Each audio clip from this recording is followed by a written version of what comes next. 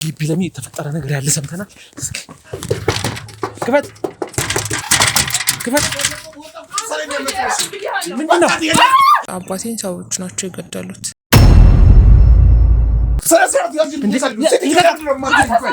መጀመሪያ አስረዳኝ። ለምንድን ነው በሪን ገንጥሎ የገባው? አንተ ደሙዝ በወጣ በሁለተኛው ቀን የተለያዩ እባብ ማን አይቻውቃለሁ። በቃ እውነቱን እንነጋገር። እዚህ ጋር እውነቱን ፈልጎ ነው የመጣው አይደል? ጸብ ይፈጠራል እና ከጸብም አልፎ ደግሞ አሁን ድብድብ ደረጃ ላይ ደርሰናል። በሽተኛ እዚያ ተቀምጣ እንዴት ነው ሰፈሩ የማይበጣበት? የተለያዩ ነብሳቶች ምንድነው ከይተን የሚፈልጊው? ቤት ውስጥ ስለተቀመጠ ተረጋጉ እንጂ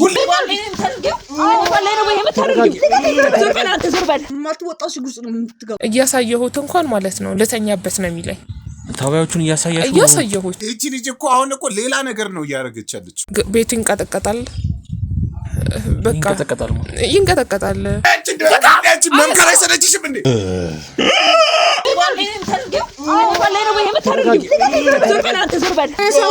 እንዳበድኩና ምንም የማይታይ ነገር እንደማላወራ ነው አርገው የሚያስቡትና የምንራደጋቸው የምንሄዳቸው እያንዳንዱ ነገሮች ምንድነው ካሜራ ይዘህ የምትገባው? ይኸውልህ ተረጋጋ። ጭራሽ ሚዲያውን ነው እንዴ ቆይ ተረጋጋ። ይኸውልህ ጮኸ። ተነስ፣ ወጣ፣ ካሜራ አጥፋ። አይደለም ከአንቺ ጋር የተገናኘ ጉዳይ አለው። ወንጀለኞችን ደግሞ እያጋለጥን ለህግ እንሰጣለን እና ይሄ ጥያቄ ሲበዛ ይመጣል። በቃ ወደ አልጋ ነው። በቃ ሲነሳበት መደባደብ ነው፣ መጨቃጨቅ ነው። ሲጀመር ለምን ትነካዋለህ? ለምን አታስቀምጠውም እዛ ጋር? ግን ለመናገር ይከብደኛል። ለጆሮ የሚከብዱ ተሰምቶ የማያውቁ ጉዶችን እንሰማለን ብዙ ጊዜ። ምን ቤት ናችሁ እናንተ ገብታችሁ በሰው ቤት የምትፈተፉት? እናም ምንም አይነት ቤተሰብ የለኝም። ዘረማን ዘራቸው ነበረ ለቆ የሄደው። እናቴ በእስር ቤት ውስጥ ነው የምትገኘው።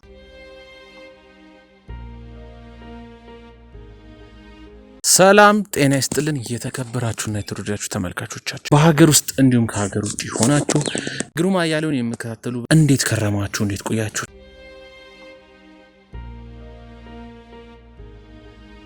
ስምሽን አስተዋውቂልና ዛሬ ወደኛ ያመጣሽን ችግር ነው ብለሽ ያሰብሽውን ጉዳይ ደግሞ ለኛም ለተመልካቾችንም ታጋሪልናለሽ። ስሜ ሜሮን ይባላል። ያው ወደ እናንተ ለመናገር በመጣው ግን ለመናገር ይከብደኛል። ይሄን ያልኩበት ምክንያት ደግሞ ብዙ ሰዎች እንዳበድኩና ምንም የማይታይ ነገር እንደማላወራ ነው አርገው የሚያስቡትና አሁን ላንተም ለመናገር ትንሽ አሰጋኝ። አዎ ማለት ያው የመጀመሪያም ሰዓት እንግዲህ መተሽ ነግረውኝ ነበር። እኔ ያልነበርኩም እንዳጋጣሚ ቢሮ ለጓደኞቼ ለባለቦሮቼ ነገርሻቸው ነገር ነበር። ያው ለጆሮ የሚከብዱ ተሰምቶ የማያውቁ ጉዶችን እንሰማለን ብዙ ጊዜ። የምናየው ነገር ምን መረመረው ጉዳይ ነው የሚሆነው። ግልጽ ሆነሽ ያለውን ነገር ንገሪን። ምንም የሚያስፈራሽ ጉዳይ አይኖርም። እሺ አመሰግናለሁ። እንደነገርኩ ስሜ ሜሮን ይባላል። ከራሴ ልጀምርልህና ክፍለ ሀገር ነው ተወልጄ ያደግኩት። እናም ምንም አይነት ቤተሰብ የለኝም። ስለ እናትና አባት እህት ወንድም የለኝም። እናቴ በእስር ቤት ውስጥ ነው የምትገኘው። ኦኬ እስር ቤት ምን ያጋጠማት? እንዴት? ከዚህ በፊት አባቴን ሰዎች ናቸው የገደሉት እና እዚህ መተን እየኖረን እያለ እነዛን ሰዎች ከተማ ላይ ታገኛቸዋለች እና እነሱን በመግደል ነው እስር ቤት የገባችው። ያንን ይበቃል ማለት ነው። ምክንያቱም አባቴ በጣም ጥሩ ሰው፣ ንጹህ የዋህ ነበር የነበረው። ክፍለ ሀገር ነበር? አዎ ክፍለ ሀገር ነበር። እና ያንን በቀል እሷም ሳታስብበት የሰው ነፍስ አጥፍታ ያው እስር ቤት ገባች። ከዛ በተጨማሪ ሌሎች ዘመዶች የለኝም። እህት ወንድም ዘመድ አዝማድ የሚባል የለም? በቃ ብቸኛ ነሽ? እኔ እናቴና አባቴ ነበረ ክፍለ ሀገር ላይ የምንኖረው እና እዚህ መተን ስንኖር እናቴ ይሄን ወንጀል ሰራች፣ እስር ቤት ውስጥ ገባች። እስር ቤትም ከገባች በኋላ በጣም ከባድ ነበር የኔ ህይወት፣ ብቸኝነቱ፣ ጎረቤትም ምንም አላውቅም ስልክ። ከዛ እንደመጣን ይሄ ችግር ተፈጠረ። ከሰው ጋር አልግባባም፣ ብቸኝነቱ በጣም አጠቃኝ። ከዛም አሁን ከባለቤቴ ጋር ተዋወቅን እና እዚህ ደርሳለን ብዬ አላልኩም ነበረ። አንዳንዴ ብቸኛ ስትሆን የምትወስነው ውሳኔ አይደል? በዛ አጋጣሚ ከሱ ጋር ተዋወቅን። ያው ከትንሽ ከወራቶች በኋላ አብረን እንኑር የሚል ጥያቄ አቀረበ። ነገር ግን የዛኔ ፍቃደኛ አልነበርኩም። ምክንያቱም ስላለፈው ህይወት ውስጥ ጠይቀው ምንም አይነት ነገር ነው የማይነግረኝ። ምክንያቶች ይሰጠኛል። ምን ያደርግልሻል? ያለፈው እኮ አለፈ። ላለፈ ክረምት ቤት አይሰራም እያለ የተለያዩ ነገሮችን ይለኛል። እና ያው እኔም በቃ ብቸኝነት ስለሚሰማኝ ከጎኔ ማንም ስለሌለም ከሱ ጋር በቃ ይሁን እንግዲህ ብዬ መኖር ጀመርኩኝ። ነገር ግን ከትዳርም በኋላ ይሄንን ጥያቄ መጠየቅ አላቆምኩም። ግን ተዘናግቼ ትዳር ውስጥ የገባሁት ደግሞ በጣም ቀና፣ ለሰው አሳቢ፣ በቃ ምን ልበልህ ልክ እንደ አባቴ አይነት ወንድ ነበረ እና ያን ያህል የከፋ ነገር ይኖራል ብዬ አልጠብቅም ነበረ።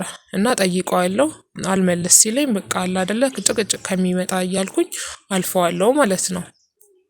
እና ትዳር ውስጥ ገባን። ትዳር ውስጥ ከገባን በኋላም እጠይቀዋለሁ።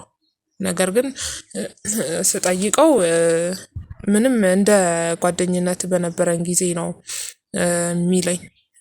በቃ ያለፈው አለፈ፣ አሁን ደግሞ ስለተጋባን ምንም የሚያሰጋሽ ነገር የለም ነው የሚለው።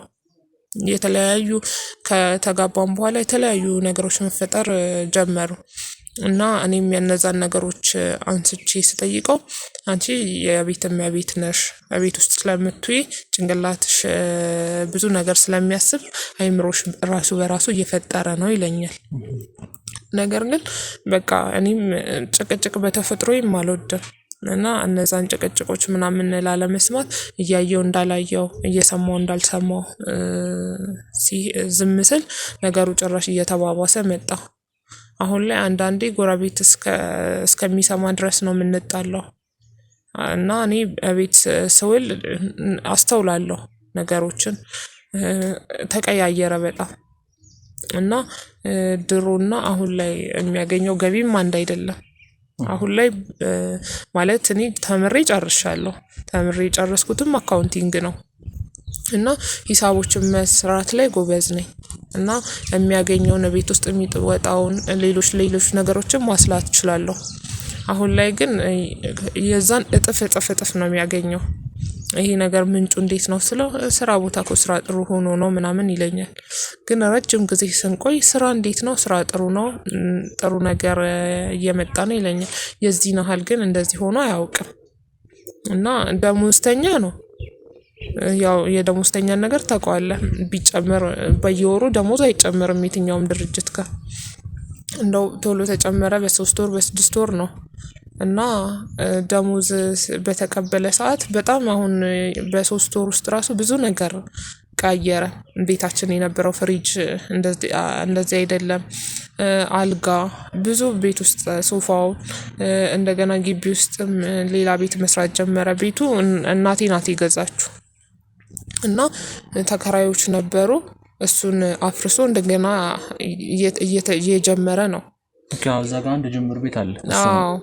እሱ አሁን እየተጀመረ ነው። አሁን በቅርብ ነው የተጀመረው። እና አንተ የምታገኘው ይሄንን ነው። ፓርታይምን ብትሰራ ልታገኝ የምትችለውን እኔ አውቃለሁ። አሁን ቤት መቀመጤን አትይ እና እንዴት ነው ከየት ነው የምታመጣው ስል አታምኒኝም አትተማመኝብኝም ነው የሚለኝ። እና ይሄ ጥያቄ ሲበዛ ይመጣል በቃ ወደ አልጋ ነው። እንደዛውም ሆኖ ልናገር ስሞክር ጸብ ይፈጠራል። እና ከጸብም አልፎ ደግሞ አሁን ድብድብ ደረጃ ላይ ደርሰናል። በእርግጥ እኔ እሱን በእድሜም እበልጠዋለሁ እንደ እውነታው። ነገር ግን በቃ ብቸኝነቱ የሳጉ አፍ ከዛ ሽሽት ብዬ ነው። እና አሁን ደግሞ በሰዎች ዙሪያ ያለው ነገር ታናሿን አግብታ ምን አድርግ ነው የምትለው። በጣም ብዙ ስድብ ይደርስብኛል። ነገር ግን ቢሆንም ከነሱ ስድብና ማንጓጠጥ የበለጠ በጣም እያሳሰበኝና እያስፈራኝ ያለው የቤቴ ሁኔታ ነው። ምክንያቱም እነሱን ውጪ ነው ብታገኛቸው፣ ቤት ውስጥ ግን ባልህንም ቤትህንም ታገኘዋለህ።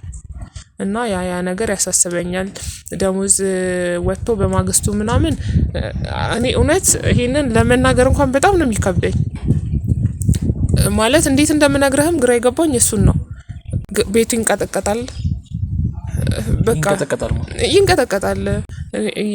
በቃ በስትክክል ከላይ ጣራው፣ ግድግዳው፣ መሬቱ ምናምን ሌላው ይቅርና ቲቪ እና ፍሪጅ እንኳን ይንቀጠቀጣል ማለት አሁን እንደዚህ አሁን ያጋጥማል የሀገራችን ላይ ሰሞኑን እንደውም ከቅርብ ጊዜ ወዲህ ነው የመሬት መንቀጥቀጥ ምናምን ነገሮች እየመጡ ነው። እሱ ብቻ አይደለም በእርግጥ ስለዚህ ልጨርስልህ ብዬ ነው። እኔ እንደዛ ሆኖ እንደምንም ብዬ ወጥቼ ሌላ ጎረቤት ስሄድ ምንም አይነት ነገር የለም። በቃ የመሬት መንቀጥቀጥም አይነት አይደለም። ያ እኮ ማለት እንዳጋጣሚስ አሁን ለምሳሌ አንቺ ጋር ወደሞ ግቢው ላይ ተንቀጠቀጥ ሆኖ እንዳጋጣሚ ስትወጪ ወይ እንደዛ አይደለም። ይሄ የመሬት መንቀጥቀጥ አይነት ሳይሆን የመሬት መንቀጥቀጥ እኮ አንድ ላይ ሊያነቃንቆ ይችላል አይደል? ይሄ ላይ የብቻ ፍሪጅ እየተንቀጠቀጠ ቲቪ ላይ እንቀጠቀጥ ይችላል እንግዲህ ጣሪያ እየተንቀጠቀጠ ግድግዳ ማይንቀጠቀጥበትም አጋጣሚ አለ። ከዛም በተጨማሪ ምንድነው የተለያዩ ነፍሳት ማለት የተለያዩ ነፍሳቶች በቃ እንዴት ብዬ እኮ እንደምነግርህ ራሱ ግራ ገባኝ። ማለት በቃ ሁሉም ሰው ስነግረው እብድ ነሽ ምንም የለም ነው የሚለኝ። የተለያዩ እባብ ማን አይቻውቃለሁ ማለት ቤት ውስጥ ነው። ቤት ውስጥ አንዳንዴ እንደውም ተኝቼ ስነሳ የነኝ ትናንሽ የመሬት ላይ የሚሄዱት ምናምን አሉ አይደል? ላይ ሁሉ አግኝቼ ጮኬ ተነስቼ አውቃለሁ። እና እሱ ምንም አያደርጉኝም። በጣም የሚገርምህ ነገር ምንም አይነት ነገር አያደርሱብኝም። እና እሱም በምጠይቀው ሰዓት ይክደኛል። ማለት ትንሽ አሁን ታሪክሽ ትንሽ የሆነ ማለት ግራ የሚያጋቡ ነገሮች አሉት። አገባሽ፣ ትዳር መሰረትሽ፣ ከዛ ባልሽ ደሞዝ አገኘ፣ ከዛ ቆይ ይሄ ነገር መሽመሽ ነው የሚያጋጥምሽ ማለት ይሄ መሬት መንቀጥቀጥ ማታ ተኝተሽ ነው? አይደለም እንደዛ ቢሆንማ ላንተም አልነግርህ እኮ። ይኸውልህ መቼ መሰለህ ደሞዝ በወጣ በሁለተኛው ቀን እስከ 4ኛው 5ኛው አንዳንድ ጊዜ ሳምንት ድረስም ይቆያል።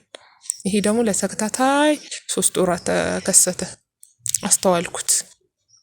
እና ደሞዝ የወጣ ሰሞን ነው እንደዚህ የሚሆነው። ስለዚህ ደሞዝ የወጣ ሰዓት በቃ ቤት ውስጥ አተኝም ነው? ባልሽ እያለ ነው ወይስ? እሱም እንትን ሲል ግን በቃ ምንም እንዳላየ ምንም እንዳልተፈጠረ ነው የሚሆነው። እንደዛ ነው እየሆነ ያለው። ግን ማለት አሁን እኔ ትንሽ ግራ ይገባኝ ቤት ለምን ነው የምትቀመጪው? ማለት አካውንቲንግ ተመረሻል ተመርቀሻል እንዳልሽኝና ስራ ማትጀምሪበት ምክንያት ምንድነው? እኔማ ትንሽ ልረጋጋ ብዬ ነበር የተቀመጥኩት። ትንሽ በፊት ተሰሪ ነበር? ሰራ ነበር። አካውንታንት ነኝ። ለተወሰኑ ጊዜያቶች ሰርቻለሁ እና ትንሽ ልረፍ እኔም ልረጋጋ። እናቴንም ደግሞ አሁን ስራ ሲኖርህ እሷን እየሄድክ በየጊዜው መጠየቅ አትችልም። እኔ ሰው አገኘው፣ እሷ ግን ከባድ ሁኔታ ውስጥ ናት። ይሄ ማለት ለእሷ ለባሏ ብቻ ሳይሆን ለእኔም ለአባቴም ጭምር ነው የተበቀለችው። ስለዚህ እሷ ጋር እንድመላለስ እንዲመቸኝ ነው። አንድም ምናልባት አሁን ምን ያጋጥማል መሰለሽ አንዳንዴ ይሄ ብቸኝነት የሰው ወሬ ሲመጣ ብዙ ነገሮች አሉ ማለት የጀርባ ነገሮች አሉት እና አይምሮአችን ላይ የምንስላቸው ነገሮች አሉ። ቤቱ ሲወረን ይታየናል። ምንም እቃ ሳይኖር እዚህ ጋር የሆነ ነገር በላን እንኳን ብለን የምንጮህበት ጊዜ አለ። አይደለም በጭራሽ። በጣም የሚገርምህ ነገር የሆነ እቃ አስቀምጬ እንኳን ወይ ሌላ ቦታ አገኘዋለሁ ወይ ደግሞ ጭራሽ ነው አላገኘውም። እና የሆነ ሰዓት ጋር ያስቀመጥኩትን እቃ ሌላ ቦታ ነው ማገኘው፣ ላላገኘውም እችላለሁ። እና እንደዚህ አይነት ነገር ነው ቤት ውስጥ እየተፈጠሩ ያሉት። ትንሽ ግራ ያጋባል። ብዙ ሐኪም ቤቶች ግን ወስዶሻል አይደል ባለቤትሽ እንዳልሽ? ወይ ጉድ! የሚገርም ነገር እኮ እሱ ነገሩን የሚያውቅ ይመስለኛል። ያቃል ማለት እነዚህ ጉዳይ ነው። ለምን እንደዛ እንዳልኩ የተወሰኑ ምክንያቶችን ልስጥ። አንደኛ ጎረቤት ራሶች ልጅ ወደ እያበደች ነው ብለውታል። ነገር ግን ያንን ነገር ለማስተዋል እንኳን ቤት ውስጥ እንትን አይልም። እያሳየሁት እንኳን ማለት ነው ልተኛበት ነው የሚለኝ። ታዋቂዎቹን እያሳየሁት ልተኛበት። ከዛ ከትንሽ ጊዜያት በኋላ ባለፈው እንደዚህ ብለሽኝ ነበር ልክ ያ ነገሩ ሲያቃው ግን ምንድነው ችግሩ ምንድነው ብሎ ያኔ እኔን ጥፋተኛ ለማድረግ የተለያዩ ነገሮችን ይናገራል። እና እኔም ደግሞ በዛ አንድ ሁለት ስንባባል ከዛ በኋላ ደግሞ በቃ ከነሱ ከጠፉ በኋላ ደግሞ እኛ መጣላት እንጀምራለን። ማለት ቆይ እንዴት ነው የተገናኛችሁት? ከሱ ጋር በምን አጋጣሚ የተገናኛችሁት? የት ነው የምትተዋወቁት? እኔና እሱ ካፌ ውስጥ ነው የተገናኘነው። ኦኬ። እና ተገናኘን። በቃ እኔም ብቸኝነት ተሰምቶኝ ለምንድነው ሁሌ ብቻሽን እዚህ እየመጣሽ የምትቀመጪው በማለት ነው ማለት ይከታተልሽ ነበር ነው። እሱም የዛ ካፌ ተጠቃሚ ነው እና እኔ ደግሞ ሁሌ ሲያይኝ ብቻዬን ነኝ እና እሱ ከጓደኞቹ ጋር ነበር። አንድ ቀን ተገንጠለና መጣና ለምንድነው ብቻሽን ምናምን የምትሆኚው ሲለኝ በቃ እንባዬን መቆጣጠር አልቻልኩም። ከዛ ያለውን ነገር ነገርኩት። እኔ ጓደኛም ወንድም መሆንሻለሁ አለ። ከዛን ጊዜ ጀምሮ በቃ ሁሌ አብረን ነን ማለት የኋላ ታሪኩን አይነግረንም ብለሽኛልና ማለት ምን የምትጠረጥሩ የምታዩ ነገር አለ እሱ ላይ ማለት ይሄ የኋላ ታሪክ ጋር የሚገናኙ ጉዳዮች ምናልባት እኔ ጠይቄ ነበረው ልጅ ወይ ደግሞ አግብቶ እንደሆነ ምናምን ነው እንደዚህ ጠይቄ ማቀው። ነገር ግን እንደዚህ አይነት ነገር ይፈጠራል ብዬ አስቤም አላቅም። ሲቀጥልም ደግሞ እንደዚህ አይነት ነገር መፈጠር የጀመረው ከተጋብተን የሆነ ጊዜ ያህል ከቆየም በኋላ ነው እንጂ መጀመሪያ ሰላም ነበራችሁ? የለም እንደዚህ አይነት ነገር መጀመሪያማ ሰላም ነበርን። በጣም ጥሩ ሰው መልካም ነበረ። ከጊዜ በኋላ ነው ገንዘቡን መምጣት የጀመረው። ይሄ ሁሉ ነገር እኮ ገንዘቡን መምጣት ሲጀምር ነው ቤታችን በእንስሳት የተሞላው።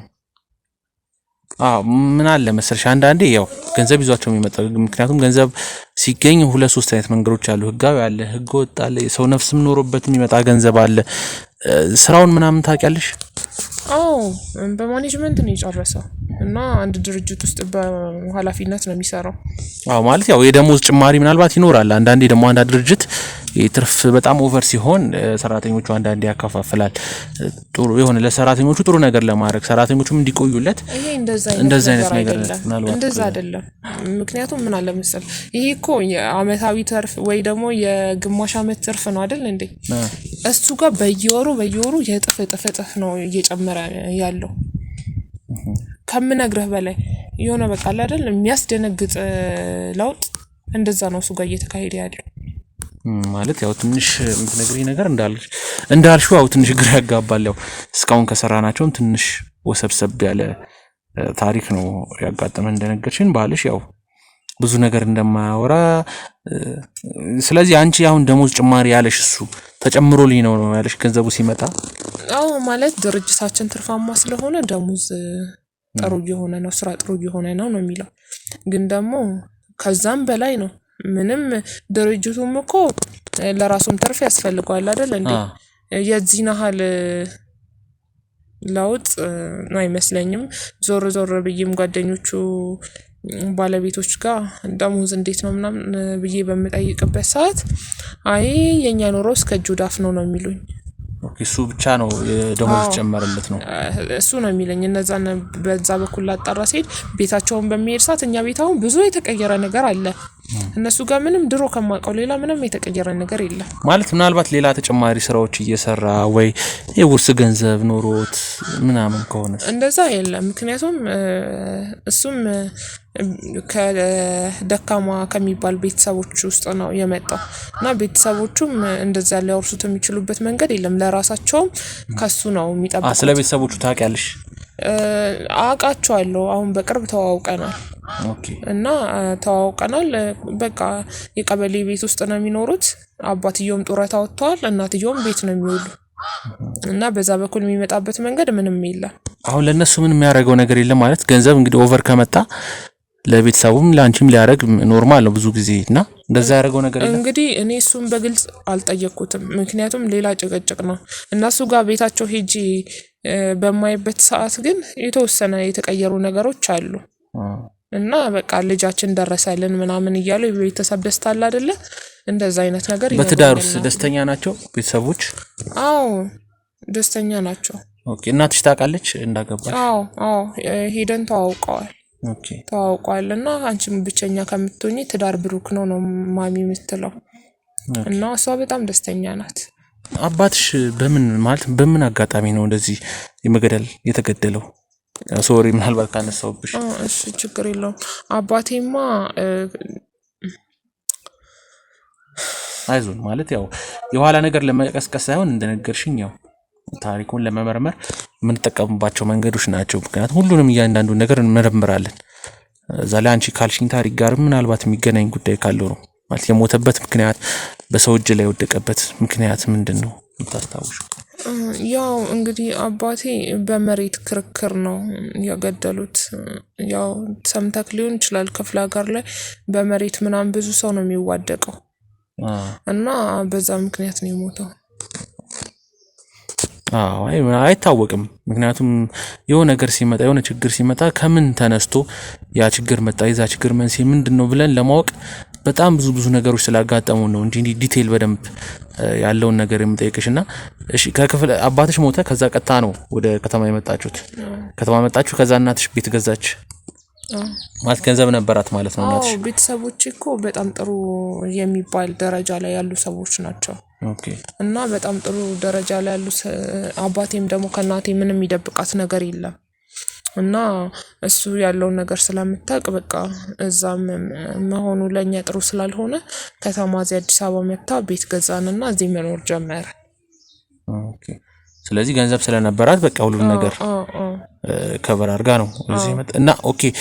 ሰዎቹ እዚህ መተው ነው ቀድመው ማለት እሷ ለመበቀል ያሰበቻቸው አባትሽ ነው የገደሉት ሰዎች እዚህ ነበሩ ቀድመው? እነሱ አዲስ አበባ ሳይሆን ወደ ሌላኛው ክፍለ ሀገር አካባቢ ናቸው ነው የተባለው። ነገር ግን አዲስ አበባ እንዴት እንደመጡና እሷም እንዴት እንዳየቻቸው አላውቅም። ስለዚህ አጋጣሚ ነው እንጂ እሷ በቀሉን አስባ አይደለም ድንገት ተገናኝተው በሚተያዩበት ሰዓት በቃ በጣም ችግር ተፈጠረ። ያው ማሚም ደግሞ ሽጉጥ ይዛ ትንቀሳቀሳለች። ያው ፍቃድ አላት አላውቅም እሱ። ኦኬ። ማለት አሁን አንድ ጥያቄ ሆነብኝ ጉዳይ አለ። ምክንያቱም ሽጉጥ ከገዛች ሴትዮ ምናልባት ራሷን ለመከላከል ሊሆን ይችላል እኮ ነገር ግን አዲስ አበባ መጣች ከዛ እነዛ ያንቺን አባት የገደሉት ግለሰቦች አዲስ አበባ ተገናኙ አዲስ አበባ ገደለቻቸው። ስለዚህ በምንም ታምር አጋጣሚ ሊሆን አይችልም። እኔ አሁን እየገባኝ ያለው ነገር ምክንያቱም አንድ ሴት ባሏ ተገሎ አማራጭ ብታጣ ሌላ ወንድ ልጅ ባይኖራት እንኳን ራሷ ምክንያቱም ቤተሰብ ነው እዚህ ጋር የሞተው የጠፋው። ስለዚህ ማትበቀልበት ምንም አይነት ምክንያት አይኖርም። እናትና አባቴ በጣም የሚዋደዱ በቃ ምሳሌ የሚሆኑ ናቸው እና ተለያይተው እንኳን አያውቁ። ገባህ አይደለ? የሆነ ቦታ እንኳን ሲሄድ ጥሪ ቦታ እንኳን አንድ ወንበር ካለ ሌላኛው ወንበር ይለቅላቸውና አብረው ነው የሚቀመጡት። እና እሱን ስታጣ በጣም ነበር የተሰበረችው በጣም ነበር የተጎዳችው በጣም ከባድ ነበር በሰዓቱ። ስለዚህ ስለተጎዳች ምትወደውን ከሆነ በሰዓቱ ዘረማን ዘራቸው ነበር ለቆ የሄደው ከዛ ካለንበት ስፍራ ማለት ነው። እና ሁሉም ወዲያው ነበር የተሰዋሩት። ገባ? አንድም ደግሞ ግን ሳስበው ማሚ ምንድነው እነሱን ምናልባት ካገኘኋቸው ብላ ተፈልግ ነበር። እና እዚህ እኮ ብዙ ኖሮናል ከናቴ ጋር የመጀመሪያ ዲግሪንም እዚህ ሆኜ ነው የተማርኩት እና ብዙ ፈልጋለች። ስለዚህ ያው ይሄንን በቀል አስባበት ነው የመጣችው። ኤኒዌይስ ችግር የለውም። ያው ኦሬዲ ያው ፍርዷን አግኝታለች። ሰው ነፍስን ያጠፋችሁ ይሄ በህግ መሄድ የሚቻል ነገር ያው ምንም እንደዚህ ያለፈ ነገር ስለሆነ እዚህ ነገር ውስጥ አንገባም። ያው እስኪ ያለውን ነገር እኛ እናጣራለን ምርመራዎችን እናካሄዳለን። እንግዲህ የደረስንበትን ያው ከስር የምናሳውቅሽ ነው የሚሆነው። ነገር ግን ያው ባለቤትሽንም ማግኘት እንፈልጋለን። እስኪ ሄደን ደግሞ መስሪያ ቤትም ይሁን ቤትም ሲመጣ ጠብቀትም ይሁን ያለውን ነገር ደግሞ እናጣራለን። ተመልካቾቻችን እንግዲህ እንደሰማችሁት ያው ትንሽ ወሰብሰብ ያለ ጉዳይ ነው ያጋጠመን። ደሞዝ በተቀበለ ባለቤቴ በሶስተኛው በሁለተኛው ቀን ጀምሮ ቤቴ በተባይ ይሞላል። ላይ ይሄዳሉ ምንም አይነኩኝም። ነገር ግን ላይ ይሄዳሉ። ቤታችን ሰላም የለም። ጭቅጭቅ፣ ጸብ እስከ ድብድብ ደረጃ የሚያደርሱ ነገሮች ሰፈርም እስከ መረበሽ ደረጃ የሚያደርሱ ነገሮች እያጋጠሙ ነው። ስለዚህ ያለውን ነገር አብረን እንከታተል ነው የሚሆነው። በቀጣይ ምን ያጋጠመናል አብራችሁ መቆየት ብቻ ነው የሚጠበቅባችሁ። መልካም ጊዜ።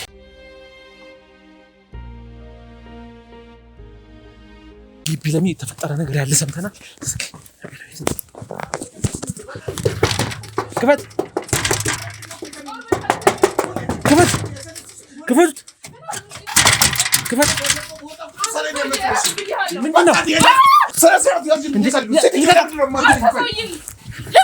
ምንድነው ቤት ውስጥ ስለተቀመጠ ተረጋጉ እንጂ ሁላችን መምከር አይሰለችሽም እንዴ?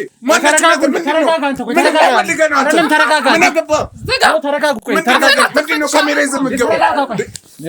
ጭራሽ ሚዲያው ምንድነው?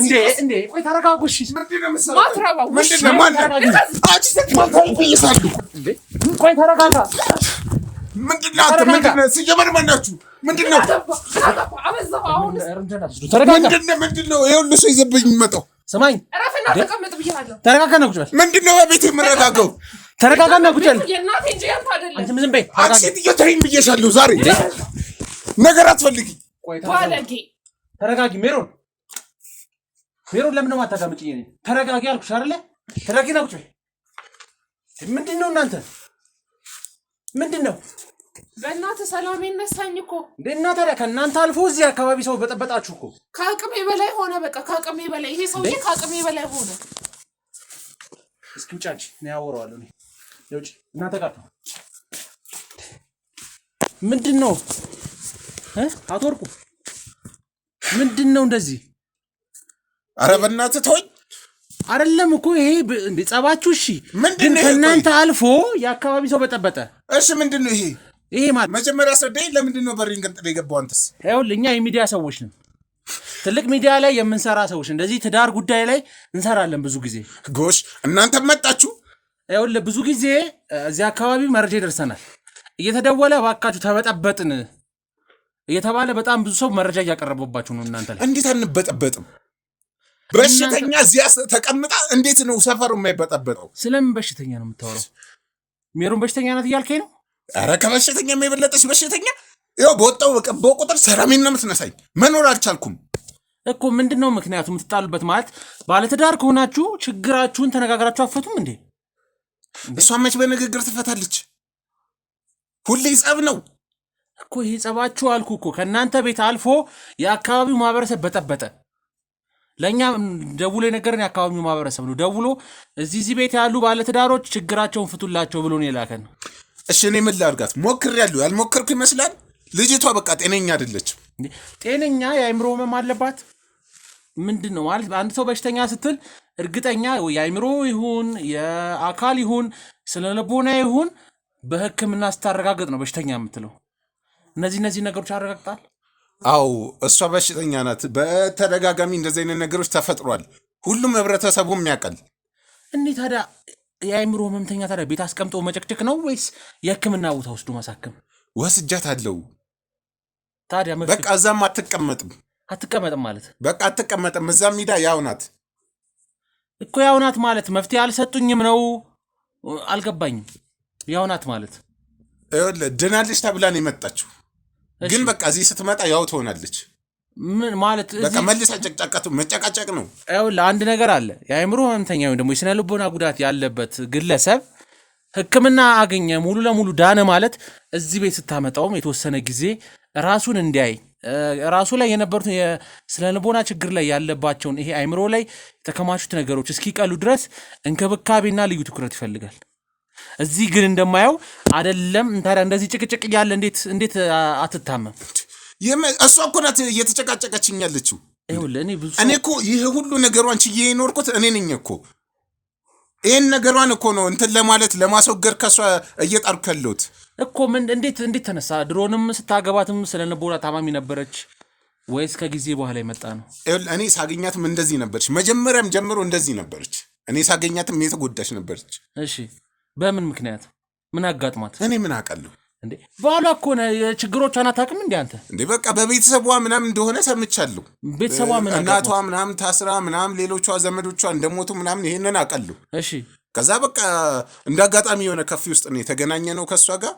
ከዛ በኋላ እዛ ተግባባን ምናምን ነገር። ከዛ በኋላ እኔ ቀረብኳት እንደ ወንድም ምናምን ሆንን። ከዛ በኋላ ቀስ በቀስ እየተላመድን መጣን ምናምን ተጋባን። እሺ ከዛ በኋላ ያንን ታሪኳን ነገረችኝ። በቃ በፊትም የተጎዳች ናት። አሁንም በቃ ያ ነገር ይነሳባታል መሰለኝ። በቃ ሁሌም ጭቅጭቅ ነው የምትወደው እኮ። አሁን እንደ ባል አንተ መጀመሪያም ሁሉን ነገሯን ሸክሟን ልትሸከም ችግሮቿን ከነ ችግሮቿ ልትቀበል አምናት ነው ችን ግለሰብ ያገባሃት አይደል? ተሸከምኳት። ከዚህ በላይ አዳምጠኝ። እኔ ይኸውልህ አቶ ወርቁ እኔን አዳምጠኝ። ይኸውልህ ችን ግለሰብ ሜሮንን አገባሃት። ከዛ በኋላ እነዚህ ጭቅጭቆች እየበረቱ ነው እየመጡ ያሉት። ይኸው እየሰማሁ ነው። በጣም ረጅም ጊዜ ሆናቸው በጭቅጭቃቸው በጩኸታቸው። አንዳንዴ እሷ እየጮኸች ታብዳለች፣ ቤቱ የሆነ ነገር ይሆናል። ብዙ ነገር ነው እየሰማ ያሉት በእናንተ ዙሪያ። ይኸውልህ እዚህ ጋር እኮ ተጎጂው እኔ ነኝ። ያለ እድሜ አግብቼ የምቀጠለው እኔ ነኝ እኮ። አዎ ይህን ነገርም ነግረውኛል። የእድሜውንም ጉዳይ ነግረውኛል። ታዲያ ሁሉ ነገር ከነገሩ ታዲያ ለምንድን ነው መፍትሄ ለእሷን ማሰጧት እንዴ? እቺ ልጅ እኮ አሁን እኮ ሌላ ነገር ነው እያደረገች ያለችው እኮ። አሁን የጭቅጭቃችሁ መንስኤ ምንድን ነው? የሚያጨቃጭቃችሁ በሽታ አልከኝ። እሺ በሽታ ችልጅ ታማሚ ከሆነች ሕክምና ቦታ ወስጃት ትታከማለች፣ ትመጣለች፣ በየጊዜው እየወሰድኳት። ስለዚህ አንደኛ ዘላቂ መፍትሄ የምታገኝበት ቦታ መውሰድ ትችላለህ። ገባህ አይደለ? የእሷ ጤና የሚያሳስብህ ከሆነ ለአንተ ብቻ አይደለም ለአካባቢውም ለእኛም ያሳስበናል። እምቢ አለች፣ አልሄድም፣ እምቢ አለች። በቃ በወስዳትም ተመልሳ ትመጣለች። አልፈልግም ነው የምትለው። ታከሚ እምቢ። እንዴ አልፈልግም እኮ ይኸውልህ፣ ሕክምና ምናልባት እሷ ፈርታ ሊሆን ይችላል፣ ወይም የሚያስፈራት ነገር ይኖራል። ምናልባት ደግሞ በሽታው ይህን ነገር አይፈልግ ይሆናል። ገባህ አይደለ? ሕክምና ወስጃት ታክማ ትመጣለች እያልከኝ ነው። አሁን ደግሞ አልሄድም ማለች እያልከኝ ነው። ሁለት አይነት ሶስት አይነት ወሬ እያወራን ያለው እኮ። እኔ ከዚህ በላይ ምን ላድርጋት? ሄደች፣ ታከመች፣ ዳነች፣ መጣች ተባለ። ከዛ መልሰ ያሆንሽ ድጋሚ ሂጂ፣ አልሄድም። ስለዚህ መፍትሄው መጨቃጨቅ ነው ማለት ነው። እኔ ከዚህ በላይ ምን ላድርግ ታዲያ? እኮ አሁን ምንም መፍትሄ እየሰጠህ አይደለም ነው የምልህ። እኮ እኔ ከየለም እንደ ባል ሌሎች ነገሮችን መፈለግ ትችላለህ። ከዚህ በላይ ምን ላድርጋት ታዲያ? ስለዚህ መጨረሻው መፍትሄ ልጅቷ ታማሚ ነች። ከዚህ ነገሮች እኮ እየባሱ ነው የሚመጡት። እዚህ ጋር ትጨቃጨቅ፣ ትደባደብ፣ ብዙ ነገሮች ሲፈጠሩ ገባህ አይደል? ማንም ዞር ብሎ አያችሁ። እሷ እኮ ነች እኔ ላይ ጥቃት እየሰነዘረች ያለችው። እኔ እኮ ለመከላከል እቺ ልጅ እንትን ለማለት እየሞከርኩ ነው ያሉት። በቃ ሲነሳበት መደባደብ ነው፣ መጨቃጨቅ ነው እኮ። አሁን ይኸውልህ ብዙ አይነት መንገዶች አሉት። ገባህ? ሕክምና 3 አይነት 4 አይነት ሕክምናዎች አሉ። በሕክምና አለ የትክክለኛ ሆስፒታል ክሊኒክ፣ ከዛ የባህል ሕክምናዎች አሉ። በዛም አልፎ ደግሞ ሰው በየእምነቱ እየሄደ ፈውስ ያገኛል። ገባህ? ጸበል አለ። ስንት እንደማያችሁ እንደውም ጸበል መጠቀም ትችላላችሁ። ገባህ? እምነታችሁ ስለሚፈቅድ ጸበል ቦታ ሄዳችሁ እሷ መፍትሄ ማግኘት ትችላለች። ብዙ መንገዶች አሉ። ገባህ አይደል? እንደውም የአካባቢ ሰው ብዙ የነገረኝ ነገር አለ። ጭራሽ እንዲህ አድርግ ስንለው ለእኛም አይሰማንም። ጸበል ቦታ ለምን አትወስዳትም፣ እንደዚህ ለምን አታረጋትም ስንለው ጭራሽ አይሰማኝም ይላል። እንዴ ምን የመንደር ሰው ምን አገባው? ምን አገባው አይደለም እንዴ? ምን አገባው ነው እሱ። ካሰበላት ይዟት አይሄድም። ባል እኮ አንተ ነህ። ካሰበላት ይዟት እንዴ? ስለዚህ አሁን እንደማየው ችግሩ ያለው አንተ ጋር ነው። እኔ ቆይ ስንቱን ነገር ነው የምችለው። በውጭ በዛ በሰው ቀጠላለሁ። አሮጊት አገባ እየተባልኩ ቤተሰብ በዛ በኩል ይጮህብኛል። ይህን አምነህበት ነው ያገባው እኮ አይደል? አምነሃት ነው። አምነህባት ትዳሬ ትሆነኛለች ብለህ እስካገባ ድረስ ሰው ምንም ያህል አሮጊት አገባ ለምን የፈለገውን አያወራም። ይሄ እኮ ሊጨንቃ አይገባም። ገባህ አይደለ? አንተ ያመንክበትን ነገር ነው ያደረግከው። ለምን 50 ዓመት የምትበልጥ ሴትዮ አትሆንም? ገባህ አይደለ? እቺ ልጅ ትሆነኛለች፣ ለትዳሬ ትሆነኛለች ብለህ ካሰብክ የሰው የፈለገውን ቢያወራ ያንተ ግድ ሊሰጥ ይገባል እንዴ? እና ግድ ስለማይሰጠኝ መስሎኝ ምን አገባ ያልኩት እኮ። ታዲያ አሁን እነሱ ይኸውልህ ዋና እያሳሰባቸው ያለው ያንተ ያለ ዕድሜ ማግባት ሳይሆን ሰላማቸው መደፍረሱ ነው። እና ታዲያ ከዚህ መፍትሄ የሚሆን ነገር ነገርሁ እኮ። ብዙ ሰው ጸበሉ ሰዳት እያሉ ነው። ምክንያቱም የአእምሮ ህመም ነው እያልክ የምታወራው። በየሰፈሩ ስትዞር የአእምሮ ታማሚ ነች እያልክ ነው የምታወራው። ገባህ አይደለ? ስትል ደግሞ ለምን ጸበል አትወስዳትም? ብዙ ሰው ብለዋል። እዚህ ቅርብ ያለ ሰው ራሱ ብዙ ቀን እየመጣ ቤታችሁ ስትጨቃጨቁ እሱ ነው ሲያስታርቃችሁ የነበረው። መጥቶ ያስታርቃችኋል። በቃ ሰላም ነን ብላችሁ ጠዋት ተታርቃችሁ ማታ ከስራ ስትመለስ ደግሞ መልሳችሁ እዛው ነው። ስለዚህ ዘላቂ መፍትሄ የለው። ይሄ ነገር እኮ እየባሰ የሚመጣ ከሆነ አንተም ምናልባት ሌላ ወንጀል ውስጥ ልትገባ ትችላለህ።